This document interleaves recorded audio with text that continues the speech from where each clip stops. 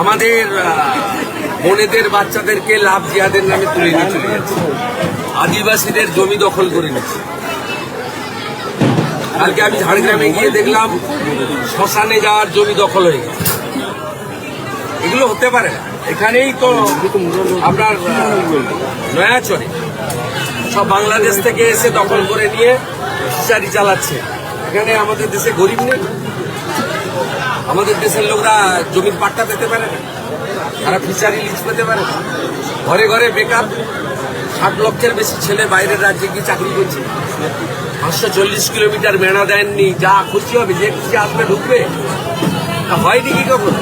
140 কোটি জনসংখ্যা হয়ে গেছে। এরপর তো ঘুমাতে মানে রাতে শুতে দেওয়ার জায়গা পাবেন, যে অবস্থা হচ্ছে জনসংখ্যা। অবৈধ অনুপ্রবেশকারী যারা, তারা ভারতবর্ষে থাকবে না, আজকে প্রধানমন্ত্রী ঘোষণা করেছেন, এবং এদের উচ্ছেদ করা দরকার।